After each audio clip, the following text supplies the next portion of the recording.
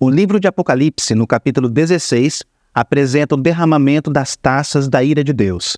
Quando o primeiro anjo derrama sobre a terra a taça da ira que ele está carregando, o texto diz que os homens que foram marcados pelo sinal da besta são acometidos de feridas malignas.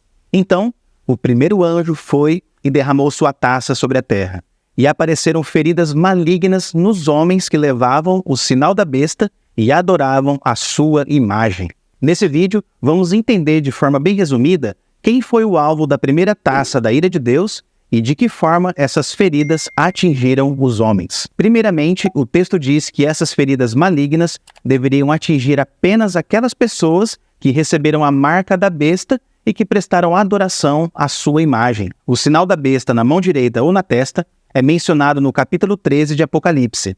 E como nós falamos em outros vídeos aqui no canal, a marca da besta e a adoração da imagem dela tem ligação com o culto prestado ao imperador romano do primeiro século e também com a aliança estabelecida entre a elite sacerdotal judaica e o Império Romano. Portanto, é importante entender que as taças da ira de Deus foram direcionadas particularmente para a terra de Israel e não para o planeta Terra. As taças da ira de Deus não serão derramadas no futuro pouco antes da volta de Cristo sobre todas as nações do planeta. Como nós veremos a partir de agora, as taças da ira de Deus se cumpriram no primeiro século durante o cerco de Jerusalém em 70. A maioria dos comentaristas acredita que a primeira taça da ira de Deus faz alusão às feridas que foram lançadas sobre os egípcios durante o juízo da sexta praga em Êxodo capítulo 9. O texto bíblico diz que Moisés lançou cinzas no ar e de repente surgiram feridas tanto nas pessoas como nos animais. É verdade que esse juízo de Deus foi derramado sobre o Egito do Antigo Testamento e não sobre Israel.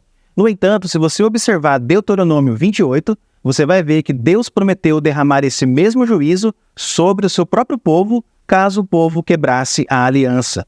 Se, porém, não ouvires a voz do Senhor teu Deus, não cumprindo todos os seus mandamentos e os seus estatutos que hoje te ordeno, todas estas maldições virão sobre ti e te alcançarão.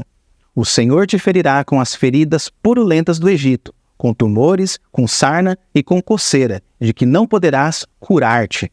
O Senhor te ferirá nos joelhos e nas pernas, com feridas malignas e incuráveis, sim, desde a planta do pé até o alto da cabeça. Um detalhe interessante é que João utiliza a palavra grega helkos, que significa úlcera ou ferida, e que aparece em Deuteronômio 28, na versão grega do Antigo Testamento, a Septuaginta. Mas essa palavra também aparece com frequência no livro de Levítico, onde o termo se refere a uma lepra, que o sacerdote tinha o dever de examinar para determinar se a pessoa estava impura ou não. Se a pessoa estivesse impura, então havia um ritual de purificação. Uma água ensanguentada no sangue de uma ave era aspergida 7 vezes sobre a pessoa vítima da lepra. Tudo isso é muito importante no contexto de Apocalipse, porque as maldições de Deuteronômio 28 foram direcionadas à apostasia da nação.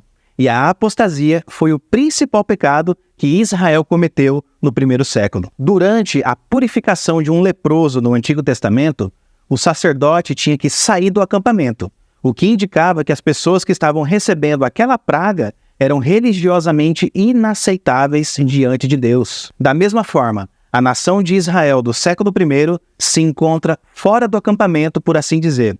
Ou seja, ela estava espiritualmente impura aos olhos de Deus por causa da apostasia. Mas olha só, embora a primeira taça da ira possa simbolizar a impureza ritual de Israel diante de Deus, ela também representa feridas literais que atingiram o corpo físico dos judeus e que se transformaram em feridas malignas. É bastante provável que essas feridas tenham surgido no cerco romano durante os embates violentos entre os judeus e os romanos. O historiador Flávio Josefo disse que as batalhas eram muito brutais, eram lutas corpo a corpo usando espadas e lanças, sem contar que os ataques também aconteciam através das máquinas de guerra romanas. Agora tenta imaginar esse contexto violento de guerra. Sem dúvida, os ataques causaram várias feridas nos homens e, consequentemente, infecções também. Josefo também relata que houve um enorme derramamento de sangue que produziu montanhas de corpos mortos e um cheiro insuportável de cadáver em decomposição dentro das muralhas. Então, todos esses detalhes foram suficientes